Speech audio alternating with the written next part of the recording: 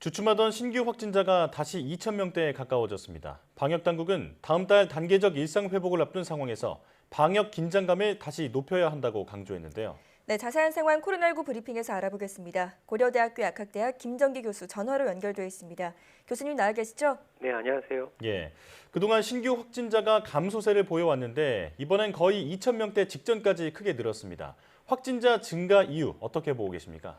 일단 지금 최근에 확진자가 크게 그러니까 오늘 발표된 기준으로 신규 확진자가 크게 증가해서 거의 2,000명에 가까운 수준이 발생을 했는데 일단 지난주 같은 경우에는 상대적으로 감소세가 뚜렷했거든요. 네. 그래서 평일 기준으로 봐도 한 1,500명 안팎의 신규 확진자가 나왔는데 말씀하신 것처럼 이번 주 그러니까 수요일 평일 기준으로 들어오면서 다시 2,000명 가까운 숫자가 나왔다라고 하는 의미.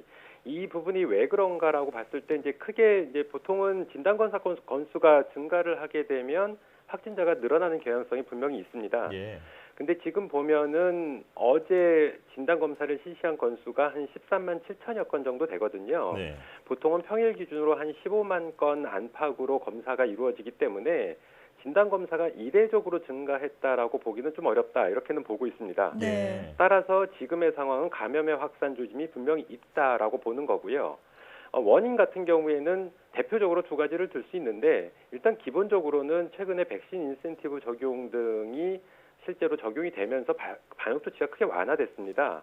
그렇다 보니까 국민들의 어떤 경각심 완화도 굉장히 크게 증가했다. 완화가 큰 폭으로 발생을 했다. 이렇게 보고 있습니다. 네. 따라서 이러한 부분이 가장 큰 원인이 아닐까 생각을 하고 있고요. 네. 여기에 한 가지 더 계절적인 요인이 있을 수 있다라고 하는 얘기도 있는데 일단 뭐 계절적인 요인은 일정 부분 영향이 있다라고는 보는데 아직은 계절적인 요인이 본격적으로 반영되는 시기는 아니다라고 보고 있습니다. 네. 그렇기 때문에 가장 큰 이유는 백신 인센티브 적용에 따른 방역 조치 완화 그리고 이에 따른 경각심 완화가 가장 대표적인 원인이 아닐까 이렇게 생각을 하고 있습니다. 예. 네. 자, 특히 이번 주말 헬로윈 데이를 앞두고 있지 않습니까? 방역 당국도 이 부분에서 환자가 급증할 것이다 이렇게 긴장을 하고 있는데요. 확진자가 다시 늘어나는 상황에서 이렇게 단계적 일상 회복이 그대로 진행해도 되는 걸까요?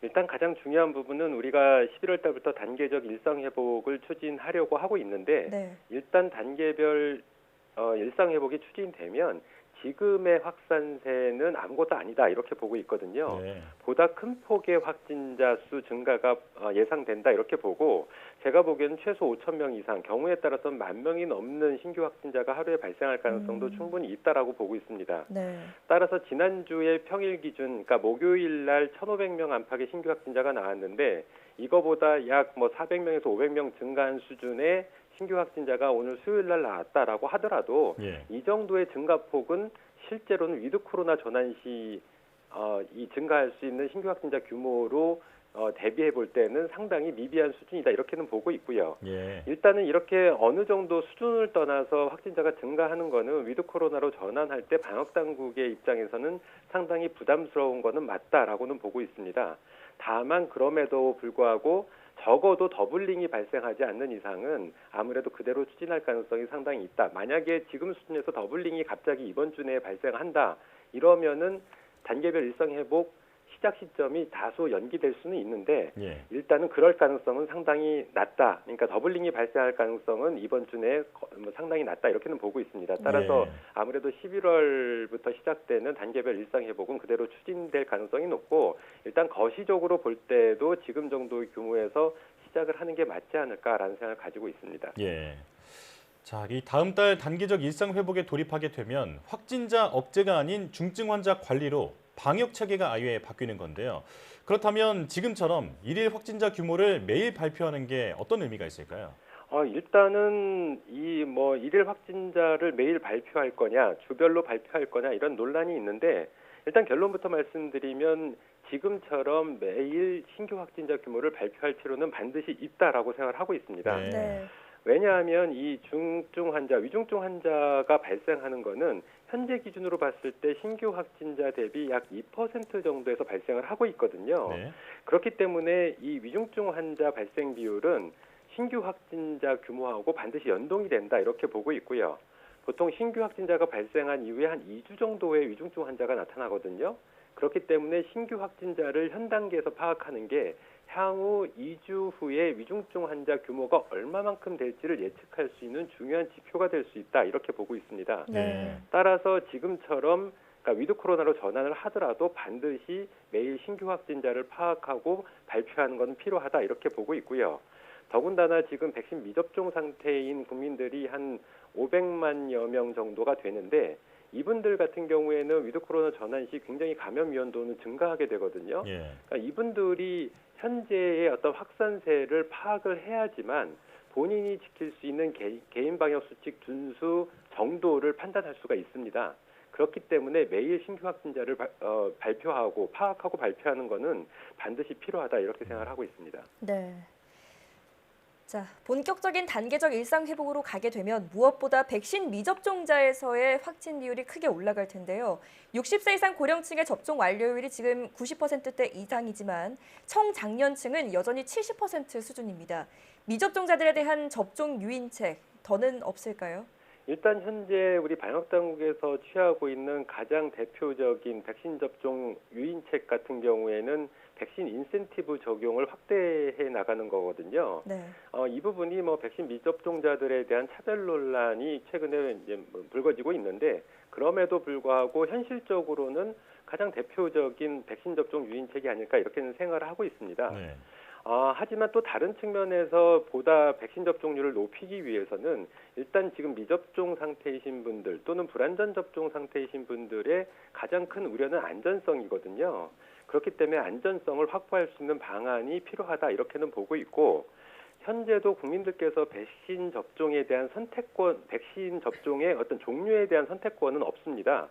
근데 지금 현재 우리나라에서 주로 접종을 하고 있는 대표적인 백신이 mRNA 백신, 화이자 또는 모더나거든요. 네. 이 부분에 대해서 선택권이 없습니다. 근데 제 개인적으로 볼 때에는 효능 부분에서는 모더나가 화이자보다는 좋고 안전성 부분에서는 화이자가 모더나보다는 낫다. 왜냐하면 용량이 화이자가 적거든요. 예. 그렇기 때문에 적어도 이 mRNA 백신을 현재 놓고 있기 때문에 국민들께서 화이자를 맞을 건지 모더나를 맞을 건지를 선택할 수 있게 해주면 안전성이 보다 더 확보될 수 있지 않을까. 그렇게 되면서 접종률이 조금이라도 더 높아지지 않을까 생각을 하고 있고요. 예. 근본적으로는 안전성이 보다 확보된 백신을 빨리 도입하는 게 필요하다 이렇게는 보고 있고 제 개인적인 생각으로는 현재 노바백스 물량이 전혀 들어오고 있지 않고 뭐 허가 진행 사항도 없는데 이 부분에 대한 추진이 빨리 돼야 되지 않을까 이런 생각을 가지고 있습니다. 예.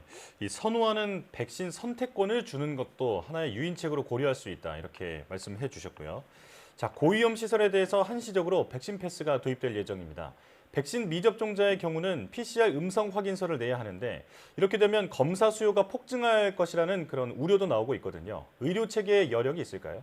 일단 말씀하신 것처럼 이 백신 패스가 도입이 본격적으로 되고 그렇게 되면 미접종자분들은 고위험 시설 방문 시 PCR 음성 확인서를 제출을 해야 됩니다. 그렇게 되면 불가피하게 진단검사 건수가 굉장히 많이 증가할 수 있다. 이 부분은 분명히 진단검사에 있어서 과부하가 걸릴 가능성이 충분히 있습니다. 예. 본래 진단검사의 목적은 이렇게 PCR 음성 확인서를 제출하는 목적이 아니라 우리 사회에서 감염자를 선별해내는 게 기본적인 본래의 목적이거든요. 네. 그러니까 다른 쪽으로 이렇게 활용이 됐을 때에는 문제가 분명히 발생을 할 수 있다라고 생각을 하고 있습니다. 따라서 이 부분을 해결하려고 방역당국에서는 지금 PCR 음성 확인서 제출 목적의 진단검사에 대해서는 유료화를 추진하는 방안을 검토를 하고 있거든요. 예. 근데 이 부분이 과연 가능할까 싶습니다. 그러니까 지금 현재 단계에서 우리가 호흡기 유증상자이신 분들이 코로나19 감염 여부를 진단하려고 선별진료소를 방문을 하게 되면 무료로 검사를 받고 있거든요. 네. 그렇죠. 근데 이 부분이 PCR 음성 확인서 제출 목적인지 아니면 코로나 감염 여부를 진단하려고 하는 건지 이 부분이 불명확하기 때문에 실제로 유료화하는 것은 상당히 문제가 있을 수 있고 전면 유료화로 전환이 된다라고 하면 오히려 역차별 논란이 더 발생할 수도 있다. 이렇게는 보고 있습니다. 네.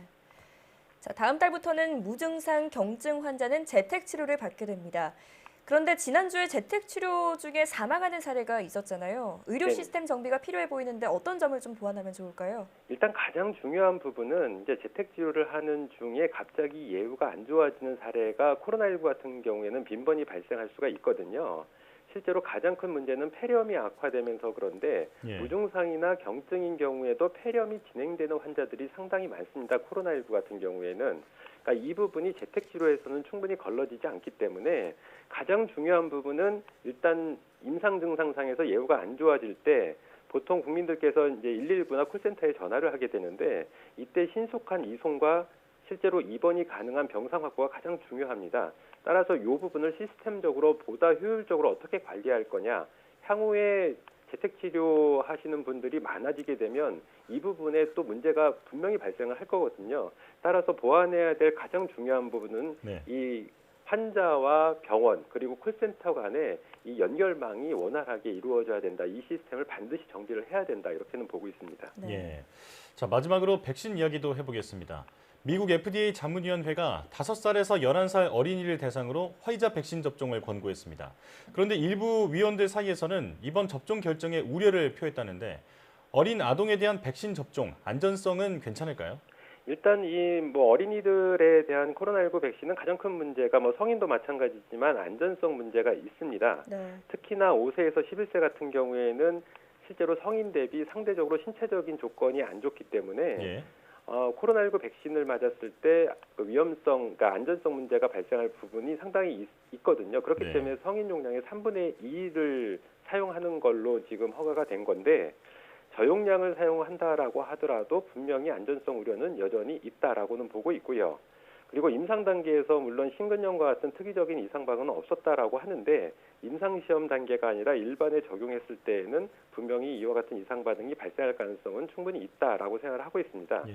또 하나 미취학 아동이나 저학년, 그러니까 초등학교 저학년인 경우에는 어딘가가 몸에 이상할 때는 분명히 이제 부모님께서 문의를 하며 아이한테 물어보면 아이들은 무조건 배가 아프다 뭐 이런 경향성도 분명히 있거든요. 네. 그렇기 때문에 정확하게 본인이 겪고 있는 이상 반응을 설명하지 못할 수가 있다. 그래서 이런 부분은 상당히 우려스러운 부분인데 이러한 부분에 대한 향후의 모니터링이나 안전성 검증은 반드시 필요하다라고 생각을 하고 있고요. 근본적으로 볼 때는 일단 뭐 5세에서 11세든 12세에서 17세까지든 이 소아청소년들에 대한 백신 접종은 반드시 필요하다라고 보고 있고 왜냐하면 백신 접종을 안 하고 감염이 됐을 때에는 우려가 되는 심근염 발생 비율이 오히려 백신 접종 때보다는 더 높거든요. 예. 더군다나 기타 다른 후유증 발생 가능성도 있기 때문에 기본적으로는 백신 접종이 보다 잠재적 우위에 있는 것은 맞다. 하지만 안전성 부분은 철저히 좀 모니터링할 필요는 있다. 이렇게 생각을 하고 있습니다. 네. 자, 필요성은 확실한 만큼 우리도 그 해외 동향과 연구 결과를 잘 살펴서 신중하게 결정해야겠습니다. 지금까지 고려대학교 약학대학 김정기 교수와 함께했습니다. 교수님 고맙습니다. 네, 감사합니다.